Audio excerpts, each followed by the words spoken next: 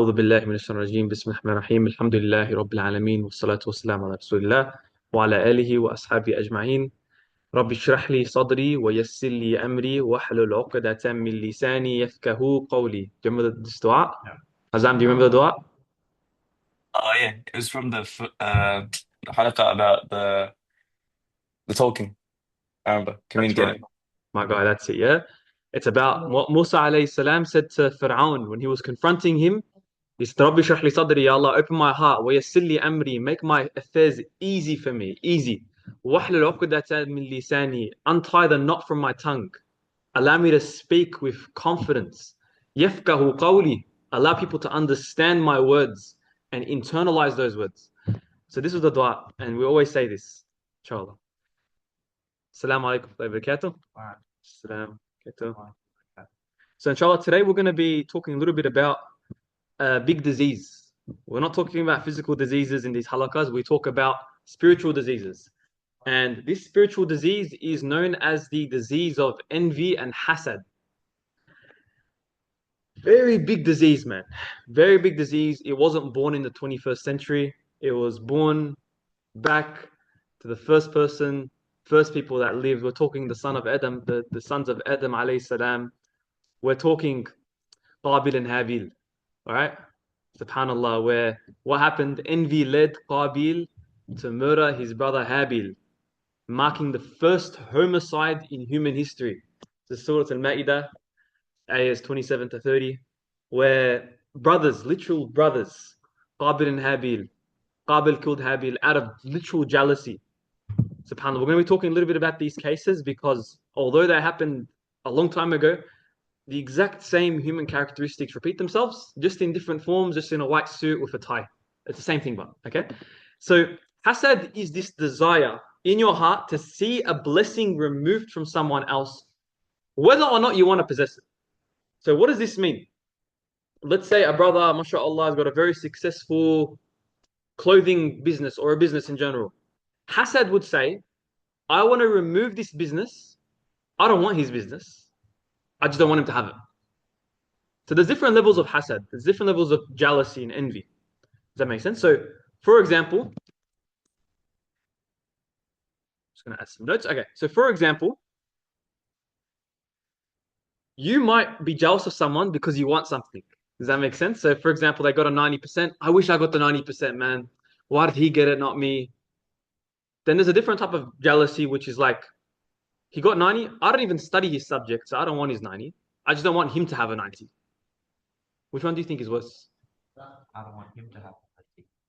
I don't want him to have 90. Azam, which one do you think is worse? Being like, oh, this guy got 90. I want to get it too. Like, but I'm still not happy that he got it. Or I don't want his 90 because I don't even study his subject, but I just don't like the fact that he got a 90. The second one, the fact that you don't like that he got a 90. Yeah, what's the problem with that? The problem with that is that it's just out of pure hate and hasad, and it's like, it's not even that you're competing with him. It's just that you're just envious. Like, okay, fair enough. You're competing.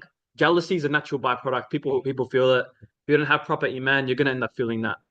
But like not wanting someone to get a blessing, like, oh, you might, for example, some uncles that have children, they're already grown adults and they're successful, but they don't want this guy's kids to be successful. That's really bad, bro. It's very toxic, subhanAllah. On the other hand, we have ghibta, a concept in Islam called ghibta, which is called good jealousy. This is a good thing called ghibta. This is where, for example, brother, mashallah, has got $10,000 and he gave it to charity, and you're like, man, mashallah, I wish I had that too, so I can do that too. That's good. That's called competing in goodness. Let's say there's a brother trying to get into medicine, mashallah, bro, he's just studying hard. You're like, man, wallah, I really want to be like this guy. He's such an honorable human being, so humble, so kind, 90 wham, blah, blah, blah, all this stuff. You're like, I want to be like this guy.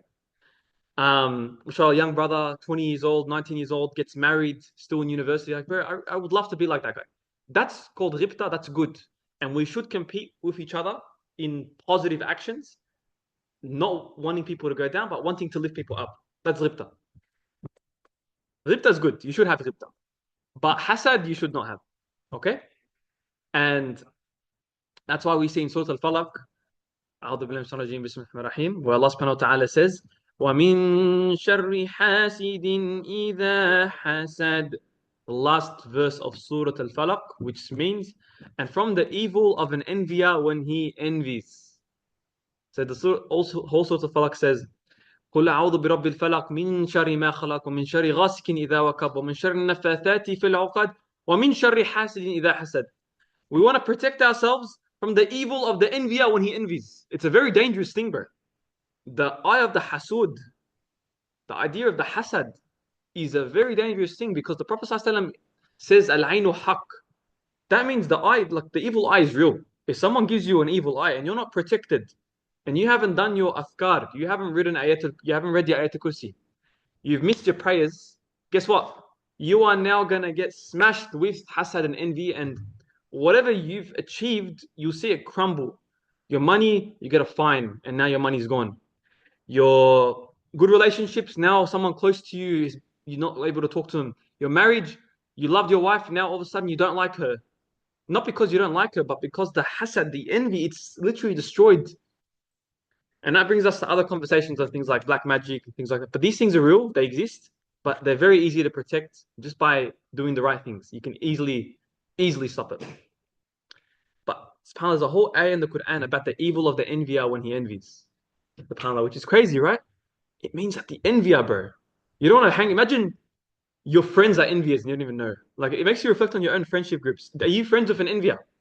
Sometimes the people that give you the biggest hasad are the ones that know you because you tell them things about your life that you wouldn't tell a normal person. Are they envious? When you talk to them, are they happy for you? Did they say Allahumma barik? Or they're just like, yeah, well, you did do well, you did get a 90, but like you still haven't landed a job. Or did they try and put you down? They say, well, I also got a 90 3 years ago too. They try to compare themselves to you.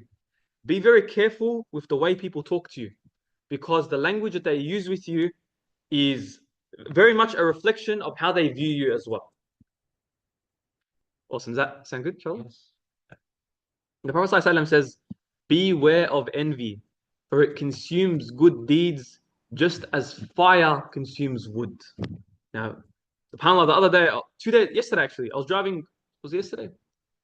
Let me think about that. No, 2 days ago, on Saturday, alhamdulillah, had the opportunity to go to the Eid festival at Broadmeadows and was emceeing the Human Appeal Eid festival for the kids. As I was driving back past Coolaroo, next to HOIC, there was a car literally on fire, bro. Like the whole front of the car was in flames. And it was spreading, bro. There was grass, there's things, there's people. I was like, subhanAllah, man. So much. The fire's literally spreading. And that just reminded me of that hadith that says, beware of envy, for it consumes good deeds just as fire consumes wood. That fire spreads so quick. Envy is even faster at spreading, bro. Be very careful, man. You have good blessings. You don't need to tell people about it. Why would you go out of your way to tell someone about something in your life if they don't say Allahumma barik, if they're not on their deen? There's no reason for you to tell them. You can help them, pull them out, but you can't, there's no need to sort of tell them what's going on in your life. Does that make sense? Another example, let's say you did well in a subject at school and they're like, oh, give me your notes.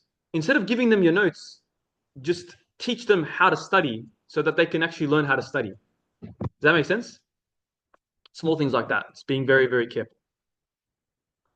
So, what's the real problem with envy? The real problem with envy, the reason why it's such a mentioned in the Quran, is because we have Allah subhanahu wa ta'ala's decree. What Allah subhanahu wa ta'ala has written for you in the Quran. He's written for you amount of money, amount of wealth, who you're going to marry, all this stuff. If you have envy, can you truly be satisfied with what Allah writes for you? If you can't be satisfied with what Allah writes for you, can you have iman? So really, envy by itself, if you have this, you cannot have iman. Like it's the complete polar opposites. So envy leads to dissatisfaction with what Allah subhanahu wa ta'ala has decreed. And Sayyid Abdul Hussein Dastghaib Shirazi, he states in the Islamic Ethics Lecture 11 that envy is worse than cancer for one's spirit. So, yeah, there's a saying amongst some scholars that envy is worse than cancer. which is pretty crazy, man. It's like cancer. We've got some therapies, and even that can't cure it unless Allah writes for it. Envy's worse, bro. Imagine trying to cure envy. And that brings us two clear examples in the Quran where we have Qabil and Habil, or some people say Cain and Abel, but it's Qabil and Habil, where envy led Qabil to murdering his brother, marking the first homicide in human history. SubhanAllah. When you have someone that's envious, and I've experienced it, bro, when you see people in your life that are envious of you, it's very hard to help them, bro, because they don't want good for you. They would bash you if they could. They would hit you if they could. They would steal from you. They would try to ruin your bro. And it's crazy, like the extent people will go just out of envy. They won't say MashaAllah, and they'll have eyes of the hasud, bro. The eyes of the hasud, their pupils dilate. They look, oh wow, you got. They start talking about you. Assalamualaikum, bro. Alhamdulillah, how are you? So another example is we have Prophet Yusuf alayhi salam and his brothers. Do you know a little bit about Prophet Yusuf alayhi salam? Crazy story, man. Prophet Yusuf alayhi salam had dreaming, was able to dream interpret. He was loved by his dad, loved by his family. The other siblings were very, very jealous of him, bro. They just had this envy against him, where it caused them to plot against Yusuf, to take him, throw him in the well, leave him by himself. Allah changed like the whole, like completely foiled their plans. Oh, their plans got foiled, bro. He became the leader of Egypt. SubhanAllah, Yeah, what a story. And of Yusuf alayhi salam, not only was he envious, what happened with the opposite gender? You know about the sister that pulled his shirt and then from behind and then. Oh, no. So? I don't think I know that. Yeah. Do you know about it, Al Azam? Yeah, the maid or the queen or Yeah. something that Yeah, the like queen, tempted yeah. him, that tempted Yeah. him, and lured him in, but he ran away the opposite way. Oh, is it? Oh, yeah. I think yes. I do know this. When he was being coerced into zina, right?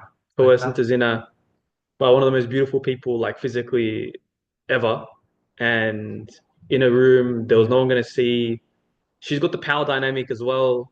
And she tried to pull him in and she held him by the back, pulled him, and he tried to escape. And then they tried to blame him. But then that's when the laws of, okay, logically, if your back of your shirt's being pulled, clearly it means they were trying to keep you. Yeah. So that, like, subhanAllah, man, he was tested in every way. And it makes us ask her, some boys, they get a message on Instagram or Snapchat from a girl, and she doesn't even say she likes him, just messages him saying, oh, hey, how are you? Oh, you're going to be at the event, or you'll meet at Melbourne Central. And all of a sudden, the guy's lost all ambition and lost everything just because of one. Imagine that situation, Yusuf Islam and the queen, the actual, she's got the power, she could have given him wealth, everything, and wants him, desires him, craves him so badly, and he runs away. And you learn that he didn't just walk away, he ran, bro. So when you're in a situation where you're gonna do haram, you don't walk away and say, look back, should I not? You're gonna end up doing it. You run, bro. You sprint out immediately, bro. Also, another concept. You're at Monash. How many opposite genders do you see just in an open way? You're at uni. Many. Do you just walk away or do you run away, bro? What's the concept here? If you see them and there's like a bunch of them, you don't just slowly walk away and be like, well, should I say hi? You run, bro. You speed walk. You get out of there as soon as you can. Go to your class and go home. Does that make sense? You apply that concept of what Yusuf alayhi salam did. It's not just a story, it's a lifestyle.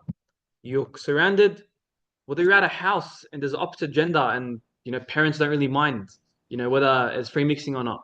You set up boundaries. You run away, bro. Lock yourself in the room, run away, do what you need to do.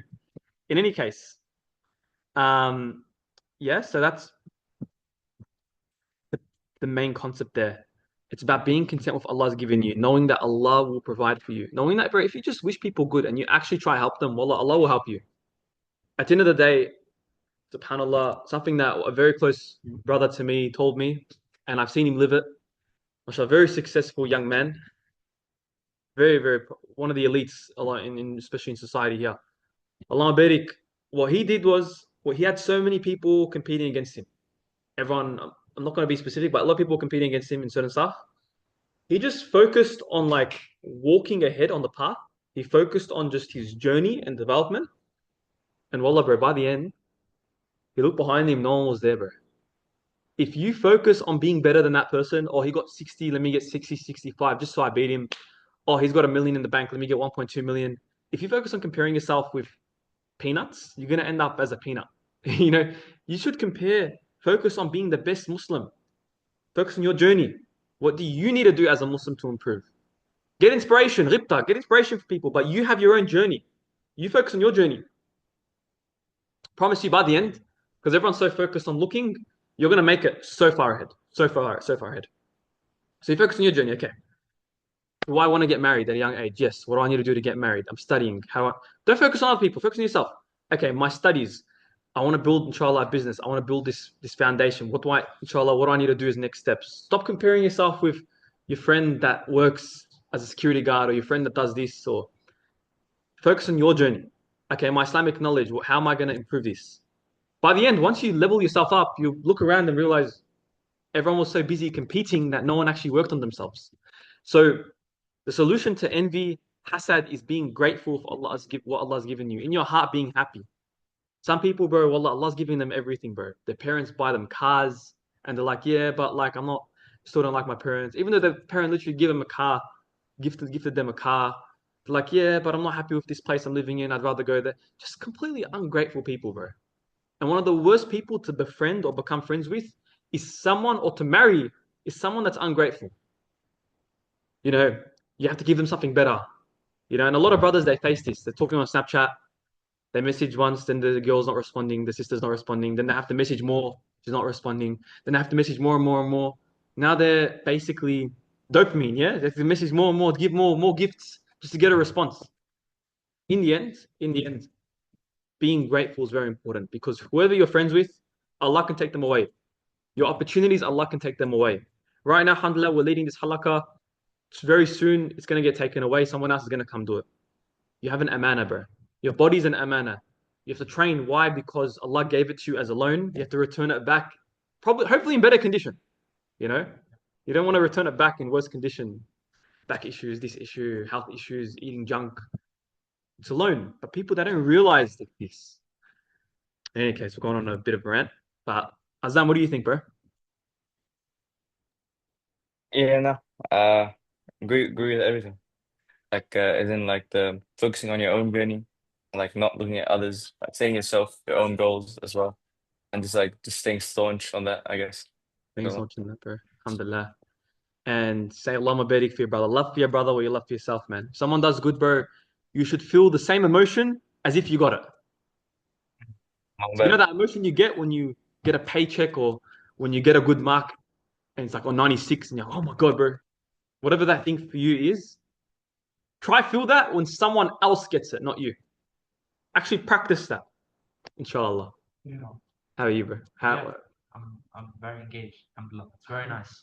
It's a very important topic as well, especially now.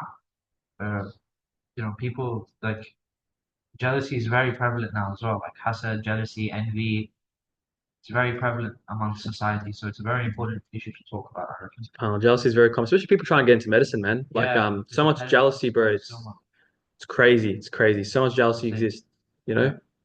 Very important that you stay on your journey. Inshallah, you're gonna get in, bro. Inshallah, I inshallah, can see when I talk to you, you're gonna be a doctor, inshallah, you know. And don't inshallah. let anyone tell you that you're not gonna be able to achieve your goals, because you can. If Allah writes it for you, bro, you're gonna make it. You know. Yeah. At the end of the day, there's a lot of jealous people. They put their own limitations of what they think is possible, and they put that on you. They're capped here, really low, so they think you should be capped low. But ultimately, bro, you can destroy their perceived limitations immediately, bro. They think, oh, you can study only for 2 hours. You study as long as you want. You can live the life you want to live. Don't let anyone tell you how to live your life. Does that make sense? Yeah. Someone tells you, bro, get married once you finish uni. You get married when Allah writes it for you. Whether that's after uni, after 20 years, you never get married, or you get married during university. It's not like Islam, bro. Take a habit. It's not a matter of anyone's judgment. No one can put a barrier or limitations on what you can or can't achieve. You can achieve anything. Do not let cultural limitations, people's words affect you, because people's words are powerful, bro. If you let someone's words come in your brain, it can literally poison you. You could do something good in your life, Someone says, "Oh man, I don't really think that's good," or tries to put you down, and now all your achievements, you feel like it's worthless. But you need to remember that as long as you don't let anyone's thoughts or words enter your bubble, your space, it means nothing, bro. It's like someone got a garbage bag of hate, you just grabbed it and chucked it away. Didn't enter your mind. But most people, they let them pour people's garbage on their head, their own words and negativity. So you do what you need to do, boys, all right? Inshallah. 100%. Don't be jealous. Let's play it today. We're going to see a lot of people, Dawah Donuts. There might be some people. Maybe, mashallah, one of the brothers is speaking very well. Feel that happiness for him, you know? Alhamdulillah, my brother's doing well. You know, don't be like, you know what I mean? Maybe, Azam, you might see one of your friends, they're driving a expensive car. You think Allah would feel the same emotion as if you had the car.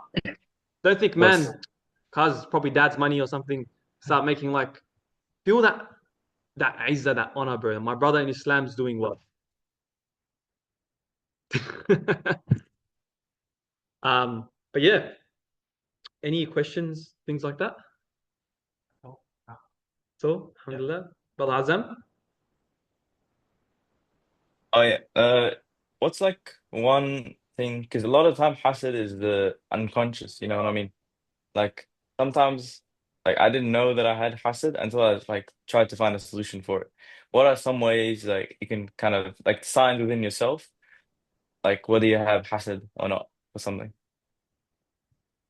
Firstly, just realizing you have it is a big win, yeah? Because like most people don't even realize they've got it. So being self-reflective and saying, hey, I've got this, figure out where you have it. So is it specifically from a business perspective when it comes to money, comparing money? Is it specifically like relationships, like people who are married, people who are not? Is it results based? Like if someone does good in their results, what context, like where do you get it is the first question you need to ask. Like where do you get the hasad? Number two, being very grateful for what Allah's given you. Creating a game plan for you to succeed in whatever it is. Asking for advice from the person that you're quite jealous of. Actually ask them for advice as a humble person. Be like, bro, I would love to get some advice from you, man, on how to learn from them. Instead of competing, learn from them. Because they can teach you a lot, you know? That'll be the main stuff, man. And it's ultimately just about realizing that we're competing for the wrong things. You know, if it's dunya based, you're never gonna get anywhere, bro. If you aim to be the best at anything dunya based, that rules out all competition. If you're aiming to get the highest in the GAMSAT, you don't care what Abdullah or Franklin or George is gonna get because you're aiming for top mark. Does that make sense? So as long as you aim to be the best at everything you pursue as a Muslim, you automatically rule out hasad and envy because by virtue of aiming to be the best, you no longer have competition. Does that make sense? Azam? Yeah, that makes sense. Jazakallah khair. But basically, it's just about trying to humble yourself for other people and trying to learn from them, and then also just remembering that you're only competing with yourself in dunya matters. Yeah, and aim to be the best. Yeah, easy. Aim to be number one because as a Jazakallah. Muslim, you should be number one. Yeah? Yeah, of course. And learn from people. And if someone is number one and you're not number one, be happy as if you are number one. Mm. And then you'll become friends with them because the people at the top, they want sincere people in their friendship groups. They don't want like jealous people and most people they're not friends with you for the right reasons. So when you show them that I actually want you to do well, even though you're better than me, they will help you. They'll level you up, bro. I'm telling you. Inshallah. Easy. Jazakallah khair. Jazakallah khair, guys. Thank you for joining in, brother Azam. Jazakallah khair for the halaqah. Oh yeah, bro. I appreciate you, man. You're dedicated. Came in, you're like, you know what? I'm not gonna come on campus, but you reached out, found the Discord, messaged, you were proactive. Alhamdulillah. Allah Barik. May Allah reward you, bro.